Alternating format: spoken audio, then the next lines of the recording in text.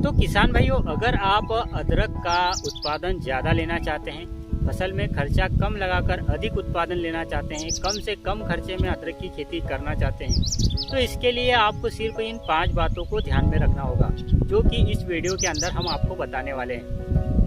तो अदरक की खेती जो किसान भाई करते हैं वो इस चैनल को सब्सक्राइब कर ले और साथ ही बने बेल आइकन को भी प्रेस कर ले, क्योंकि अदरक की खेती से जुड़ी सारी जानकारी आपको इस यूट्यूब चैनल पर मिल जाएगी।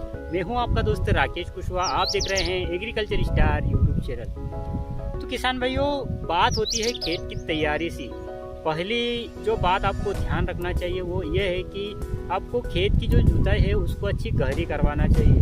उसके लिए आप प्लाऊ की सहायता ले सकते हैं, हेरो की सहायता ले सकते हैं, या फिर आपके एरिया में आप जिस किसी यंत्र से भी खेत की जुताई करते हैं उसका प्रयोग करके खेत की जुताई अच्छी करनी है। करीब 1.5 फीट के लगभग उसको गहरी करना है और मिट्टी को अच्छे से पलट देना है।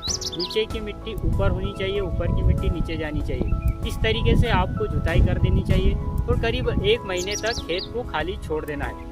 इससे क्या होगा कि जो आपकी खेत की मिट्टी है उसमें धूप लगेगी। धूप लगने के कारण उसमें मिट्टी में मौजूद जो भी जीवाणु हैं, जो भी बैक्टीरिया हैं, जो भी फंगस फैलाने वाले छोटे छोटे जीव होते हैं, फंगस होती है, या फिर जो सुंडियों के या फिर कीटों के जो पियोपा होते हैं वो ज़मीन के अंदर होते हैं। अब ज़्यादा टाइम ज़मीन धूप में रहेगी तो उससे क्या होगा कि ये सारी जो समस्याएं हैं, जैसे सारी जो बीमारियां हैं, कीट वगैरह हैं, ये अच्छे से नष्ट हो जाएंगे, जिससे आपकी फसल में रोग कम लगेंगे। रोग कम लगेंगे तो आपको दवाइयों का उपयोग कम करना होगा, जिससे आपकी लागत थोड़ी कम हो जाएगी। तो इस तरीके से आप इस पहली बात को ध्यान रख सकते हैं। और जिस खेत में भी अदरक लगाना है आपको उस खेत की अच्छी गहरी जुताई करवानी है और खेत को करीब 20 से 25 दिन 1 महीने तक खाली छोड़ देना है। सेकंड नंबर पर हम आते हैं। सेकंड नंबर पर आपको एक बात का ये ध्यान देना है कि मिट्टी परीक्षण करवाना है। मिट्टी का अच्छा परीक्षण करवाना है, किसी अच्छी लैब में परीक्षण करवाना है। मिट्टी परीक्षण से क्या होगा कि आपको पता चल जाएगा कि आपकी मिट्टी में कौन से तत्वों की कमी है, कौन से खाद की कमी है और आपको अगली फसल में कौन कौन से खाद लगेंगे। इस हिसाब से अगर आप तैयारी करते हैं तो कम लागत में आपको अच्छा उत्पादन मिल सकता है। मिट्टी परीक्षण करवाने के और भी बहुत सारे फायदे हैं, जैसे कि अगर आप किसी अच्छी लैब से मिट्टी परीक्षण करवाते हैं तो आपको करीब 3 से 4 फसलों का वहां से मेन्यू दिया जाता है कि आपको इन फसलों में इस प्रकार की खाद डालनी चाहिए, इसके अलावा आपको कोई खाद नहीं डालनी है। तो आपको मिट्टी परीक्षण भी जरूर करवाना चाहिए। अब आते हैं हमारे नंबर 3 पर। नंबर 3 पर आपको इस बात का ध्यान रखना है कि आपके खेत में जो सिंचाई के साधन है, ट्यूबवेल है, कुआं है, या फिर आप तालाब, पोंड, किसी से सिंचाई करते हैं, तो आपके यहाँ पर जो पानी है सिंचाई के लिए, उस पानी का TDS कितना है, पानी का जो pH होता है वो कितना है। ज़्यादातर खेती के लिए जो पानी उपयोग किया जाता है वो 700 TDS से नीचे का पानी उपयोग किया जाता है, और 700 TDS से नीचे का पानी ही फसलों के लिए अच्छा होता है। तो आपको पानी का भी टेस्ट करवाना चाहिए, पानी का भी TDS चेक करवाना चाहिए, जिससे आपको पता चल सके कि आपके यहाँ पर जो सिंचाई में पानी है उसका TDS अधिक तो नहीं है, उसकी वजह से कोई फसल को कोई नुकसान तो नहीं पहुँच रहा है। तो इसलिए आपको पानी का परीक्षण भी करवाना चाहिए। अब आते हैं नंबर 4 पर।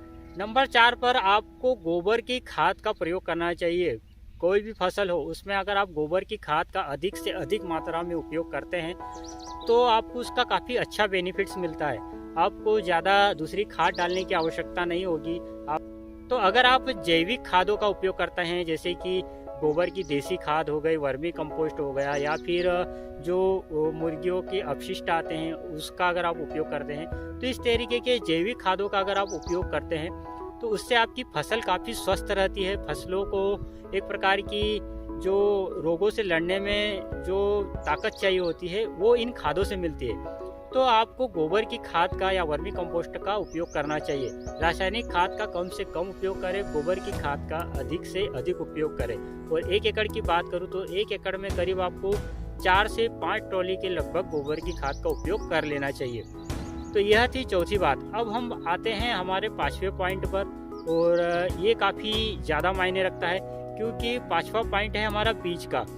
अगर आप खेती पहली बार कर रहे हैं, बीज कहीं से खरीद कर ला रहे हैं, तो उसके लिए आपको बहुत ज़्यादा ध्यान रखने की आवश्यकता है।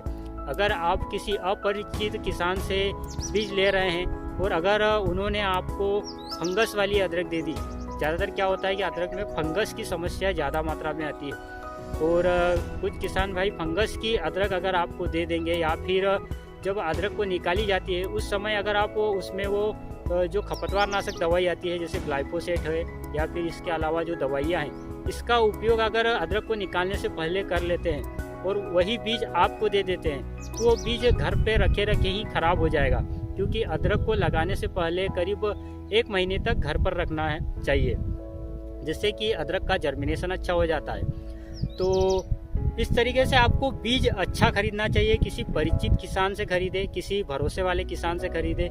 अगर मंडी से भी ला रहे हैं तो जिस मंडी से आप खरीद कर ला रहे हैं वहाँ पर जो किसान भाई बेचने जाते हैं उनसे पक्की इन्फॉर्मेशन ले लीजिए कि क्या इसमें फंगस वगैरह तो नहीं थी या फिर किसी खपतवार नाशक दवाई का उपयोग तो नहीं किया हुआ है। तो इस तरीके से आपको बीज के लिए काफ़ी ज़्यादा ध्यान रखना की आवश्यकता है।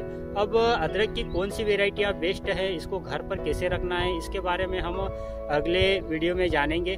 तो हो सके तो हमारे चैनल को सब्सक्राइब करके रखिए ताकि आपको अदरक की खेती से जुड़ी और अन्य खेती से जुड़ी सारी जानकारी समय समय पर मिलती रहे। तो किसान भाइयों, अगर इन 5 बातों को आप ध्यान में रखते हैं तो मैं गारंटी के साथ कहता हूँ कि आप कम खर्चे में अच्छा उत्पादन ले सकते हैं। तो ज़्यादातर किसान भाई वैरायटी के बारे में पूछते हैं या फिर यही पूछते हैं कि हमें बीज कहाँ से खरीदना है। तो बीज आप जब भी खरीदे किसी भरोसेमंद किसान से खरीदे।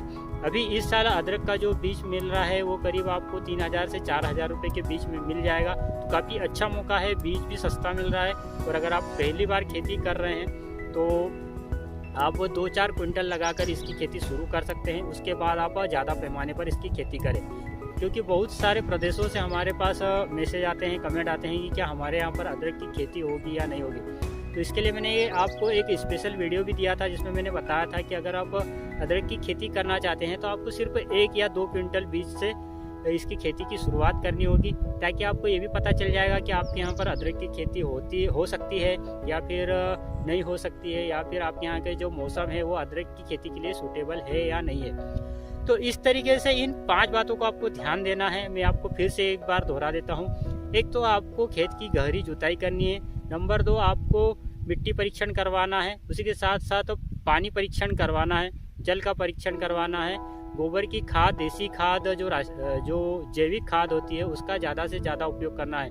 और नंबर 5, आपको बीज अच्छा खरीदना है। तो इन बातों का आपको ध्यान रखना है। और पिछले वर्ष की तरह इस साल भी हम आपको समय समय पर अदरक की खेती से जुड़े वीडियोस देते रहेंगे। तो किसान भाई चलिए मिलते हैं अगले वीडियो में। तब तक के लिए अलविदा। जय जवान जय किसान। धन्यवाद।